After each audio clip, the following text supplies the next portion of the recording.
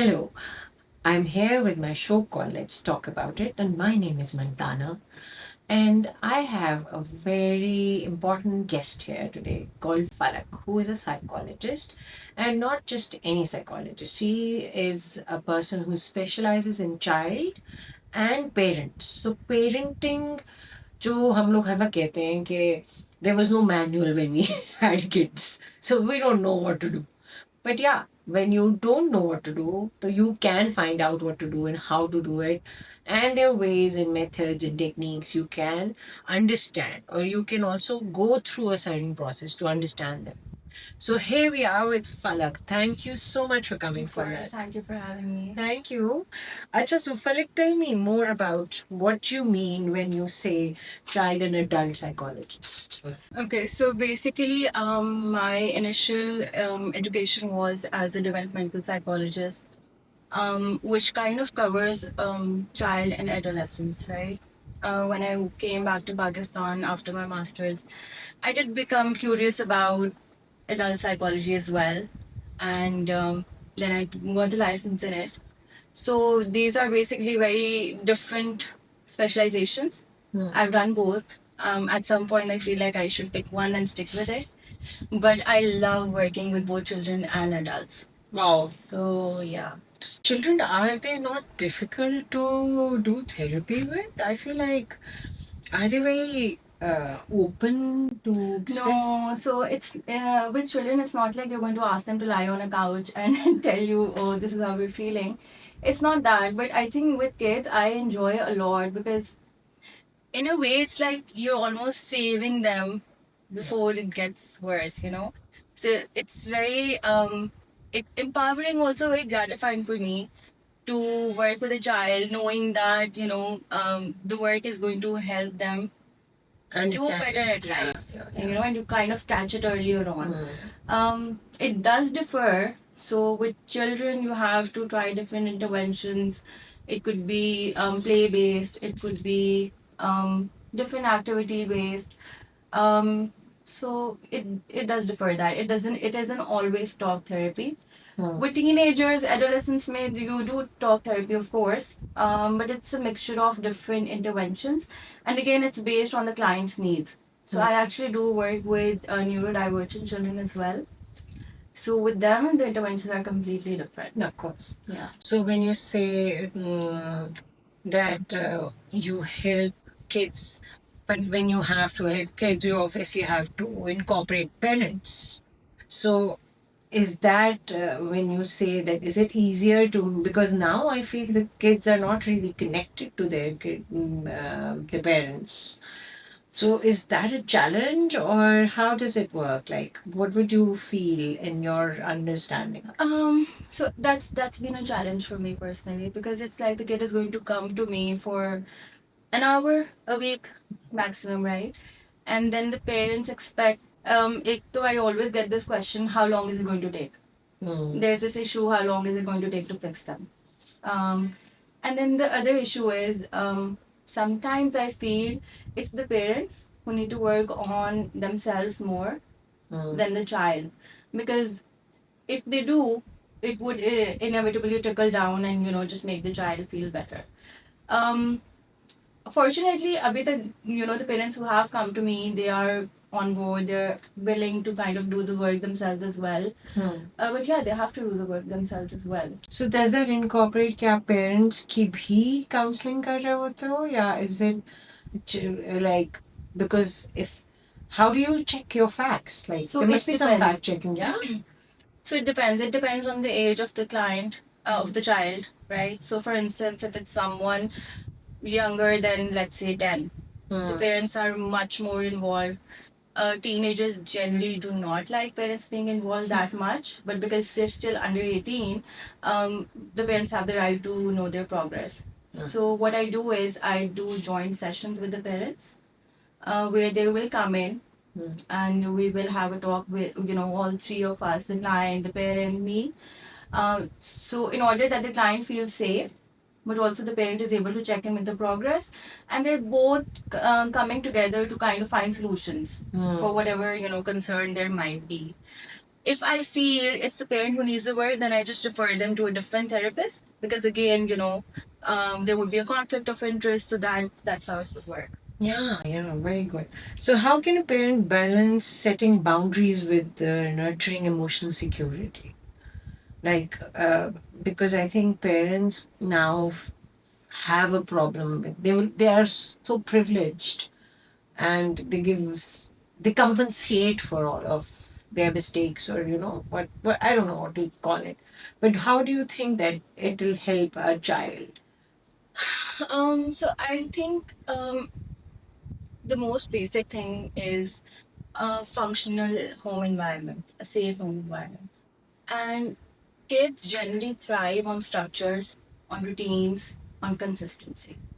So, I mean, whatever boundaries you come up, it's different for every family, it's different for every parent, it's different for every child. Whatever boundary you come up, there needs to be consistency with it. And you need to be, you kind of need to know what boundary you want to set in. And this would align with your personal values, your morals, your ethics, whatever you want to pass on to the child. But the boundary needs to be consistent. So, and that's how you would be able to kind of nurture that emotional space for them as well, right? When you are consistent with the boundaries, and you're providing them the structure and the safe space for that, basically. So when you say safe space, and what do you mean by that? Like, isn't a home a child's place a safe space already? No. No, so it wouldn't be, because, like I said, so for instance, if the child is witnessing fights, if the child is going through a lot of inconsistent behavior on the parents' end, um, if the parents' mood is very unpredictable, if the mom and the dad keep fighting, or in fact, Pakistan mein to there's like a whole joint family system in place, right? So it's not just the parents. It's not just the parents fighting. Yeah, so they can be yeah. father and their father fighting. Yeah. And ज़रूरी नहीं है कि वो सिर्फ लड़ाइयाँ ही हो रही हो. Inconsistency could also be moving a lot of places. Inconsistency would also look like the parents changing their expectation of the child. So, for instance, एक दिन the child is allowed screen time, and The the whole next day. yeah, the Yeah. second day the parent decides कि नहीं अब तो no screen time. So that's not a safe space for the child then. A safe space would also look like being able to be themselves without being reprimanded too much, without and in fact sometimes it could also just be like a primary caregiver in the picture, and them knowing that if they need something, their needs are met, and if there's an emotional need that's being met, a physical need that's being met, that would look like safety. Okay, so tell me one thing. How does a parent know that this child is going through something and we need to give this child uh, therapy? Okay. I think sabse pehle, and I say this to all my clients, this sounds very basic, but the most important thing is to actually rule out a medical condition. And the first signs of distress could look like a change in appetite, if they're overeating, if they're undereating, a change in the sleeping patterns, if they're not being able to sleep well. Then, of course, behavioral changes. So, all these, their amount of energy that they have, is it the same as before? Is it not? Are they locking themselves up in rooms? Are they going out with their friends as much as they used to? So, a lot of times, parents do not catch up on these tiny things. So for instance, if there's an episode of bullying at school, right? So how can a parent know that there is an episode going on in the So school? the child, especially teenagers, they wouldn't really walk up to the parents and tell them the entire story. But these are the signs to kind of pick up on. That they're closing themselves in the room and they're not getting out, or there's too much aggression or anger, Or it could resistance. No, but it could also look like that they're not enough resistance, that they're being too submissive. So anything out of the ordinary, that they're not sleeping well, or they're sleeping too much, or they're saying no to social gatherings that they used to love, or they're too worried about the way that they look. whether they're becoming too conscious of About their body shaming. Yeah. Okay, so tell me, if teenager, especially teenagers, we feel कि यार ये तो इनका phase होता है, ये तो होगा, ये वो, all that jazz. So how, so उसमें तो ये सब चीजें normally हो रही होती हैं. In every, I feel parents are like ready for this kind of reaction going to come from a teenager. So how do you then, how do you know that this is not something that, because वो आपके parents से वो connection ही नहीं है बच्चे का. So I think what you saying is boiling down to this thing that how much connected you are to your parent, your to your child. child, yeah. So it's not built. It's not like the child is going to turn 13 and then you decide, oh, let's build a connection now because Yeah. now we can talk. Yeah. So the connection starts very early. It starts as early as changing their diapers. And when there's consistency in that, as a toddler, are you playing with them? As a 7-year-old, are you taking them out cycling? And that's how the connection would build, and that is what's going to allow them to come to you when they're 13 or 14 or 18. So I think it built. Not to say that if you haven't done that before, it's not You possible can't to do do it it now. now. Of Yeah. course, you can do it now, but then again, I think consistency is the key.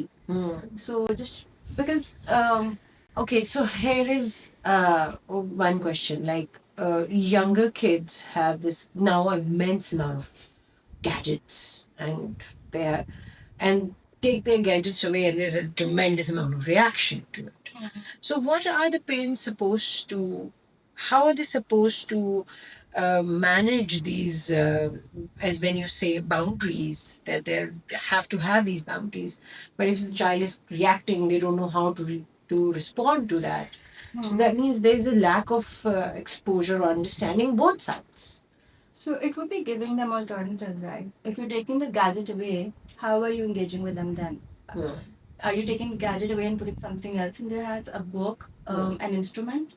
Are you taking them out instead, playing paddle with them? So Doing something. doing something, of course, you have to give them a better alternative. So I think when you do, there isn't like as much resistance. While you take the gadget away, if there is a better alternative that they have, and that's the key to it. Okay, so can you share one practice a family can start today for a better communication? Playing with the children, no matter how old or young they are. If they're 18, play sequence with them. If they're 17, 16, play paddle with them, play cricket with them, go cycling with them. If they're younger, role play with them. So it doesn't need to be like 2 hours every day. It could just start, and this could be done as a family, right? So a time, which is completely, it's not, there's no agenda behind it. हमने lecture देना है, हमने समझाना है, हमने punish करना है. So it is just playtime. No hidden agendas. So you just can try to connect with the child. And how often do you think we're working parents हैं, बच्चे हैं, schools हैं, एक routine है, तो उसमें how often do you think a parent can do that, or how often should it be done? As often as possible. It doesn't need to be long, like I said. So 10 minutes a day would make a huge difference. But 10 minutes for a young child, yes. But for older kids, like अगर आप sequence खेलने लगेंगे, तो you need time for that. So but then you can talk to them, right? You can just talk to them. But then again, without agendas. So if Just sharing. Yeah, if they're telling you a story, try to meet them where they are at instead of making it about something else. So do you feel like, I feel like पहले ये बहुत misconception थी कि a broken house makes a child go through certain things. But do you have an understanding, or what do you say from your experience? How would you say it? कि क्या broken house has anything to do with it? और या जो बात आप कह रहे हो कि safety has everything to do with the fact कि अगर बच्चा आपको रोज देख रहा है लड़ते हुए, तो उस पे तो वही impact हो रहा है, तो वो भी उसके लिए ट्रॉमा है. तो माँ बाप के साथ होना या ना होना, does that really play a role here? क्योंकि इन दिस परसेप्शन हमारी जनरल पुरानी परसेप्शन या old school perception I would say कि यही है कि भाई बच्चों के लिए आप साथ रहें और ये करें. What do you have I to think so? it depends, right? Of course, I mean, would you rather be with in a situation where the parents keep fighting, where they're getting physical and you get to witness that every day, or that you kind of the parents are separated and you live and both the parents are happier and then you live with them, right? But hota ye hai कि the way this transition is being treated, you know, that is what impacts things a lot. So I have worked with children, you know, with divorced parents, and the issue mainly arises when they're not kind of communicated things easily, when they're not led into transitions easily, and when the parents fail to have a cordial relationship regardless.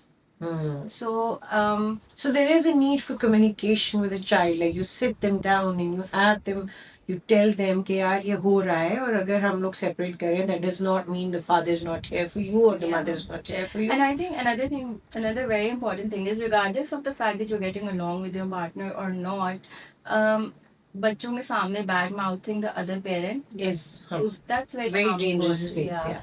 Also, I feel as a society, you know, and this is a personal case that I've done, and I have permission to share this.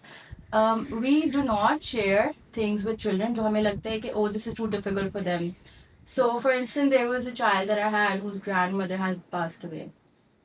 And this child he was very young, but he was not allowed to go to the funeral because the parents thought that was a way to protect the child. Oh wow. But he never got to say goodbye, right? And this is a grandparent who he spent a lot of his time with, who he considered a primary caregiver. Oh my God. Yeah, and the grief that the child went through, it took a long time to kind of deal with that. So I feel children are a lot smarter than we give them credit Yeah. for. And sometimes it's important to just let them know things instead of trying to, you know, brush them under the rug. उनको बैठ के बता रहे हैं कि भाई, like, this is happening, or you know, we're here to deal with this. We're here to sit with your grief, whether it's like parents getting a divorce, a loved one passing, anything else, you know. But children knowing is always better. Of course, it needs to be addressed age appropriately, but it is important to kind of make them feel included in bigger transitions of life that they're going to impact by. Yeah. So I feel like you're saying that अगर अगर आप divorce से गुजर रहे हैं या किसी grief से गुजर रहे हैं, you have had a family loss, तो आप अपने बच्चे से उसके बारे में उतनी बात कर सकते हैं जो उसकी एज में उसकी समझ में आ सकता है. Yeah. And I think talking about it, like the show is called Let's Talk About It. So we do talk about it. I think in this time we need to talk about things that we didn't talk about previously. Yeah. Acha, so Falak, tell me, what's the one myth about modern parenting you wish to debunk, like destroy? I feel this will sound a little controversial, but it's the myth that you can do everything and be a good parent. You can't do that. And that's the brutal truth. See, you have to, at some point, step back from certain things in order to be there for for your children. So you can't be a perfect everything and then still be a perfect mom. And another myth that I would also like to talk about is this idea of being a perfect parent. Yeah. You know, and I think Instagram and you know other social media kind of really romanticizes this concept, but that's also not possible because as parents, you know, we're also learning, we're also growing each day. We're humans, we're bound to make mistakes. So just giving yourself that space as well. So, you know, there's a concept, the good enough mother. So it really, you know, you just need to be good enough mother. Wow. So, yeah. Yeah. So today we talked about teenagers, young kids, parents, and how we all think that parenting is easy. No, I think parenting is a lot of work. It takes a lot of love, or as I would say, it takes a village to raise a child. So, as beautiful and as loving a mother or a parent can be, a child needs lots of love. And I think that's the deepest way to connect to them. And I think one of the things you just said, it takes a village. That's such an important point to highlight because I feel this generation feels the burden of doing everything on their own. Yeah. So there's just so much individualism Mm. that, and it really does require a village to raise a child. Because they want to take up everything and do everything, and they feel they can fit in everything Yeah. in one box. Yeah. You know, trying to be perfect. I'm a mother of two kids, and they're both almost teenagers, and I feel like I can actually relate with whatever we talked about today. And I think कि Falak, when she said कि बच्चों को क्या चाहिए होता है, बच्चों को सिर्फ प्यार चाहिए होता है, और वो बचपन से ही आपका वो कनेक्शन होता है, और उसके साथ एक प्लेफुलनेस चाहिए होती है कि आप उनके साथ गेम्स खेलें, आप उनके साथ कोई एक्टिविटी करें. It's as simple as that. 10 minutes of your time. चाहे आप बाप हैं, चाहे आप माँ हैं, ये कोई माँ भी सीख के नहीं आती और कोई बाप भी सीख के नहीं आता, बट ये करने से आता है. तो when we carry a child, for that is also something when you are a baby, जो आपका connection आपका बनाता है. So thank you so much, Falak, for this beautiful information, for this beautiful thing. Tell me, I just had this question. So coming to you, taking that step is an effort that a parent is making, and there's a child resisting to it, and he's not ready to do it. Yeah. How does one shift that?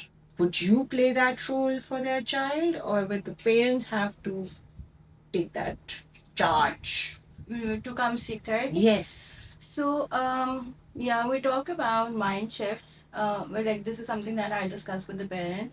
So sometimes we need to make it seem like coming to therapy is the child's idea. Because if there is no agency in that, then it's very unlikely the therapy would go very well, right? Especially if it's an older child.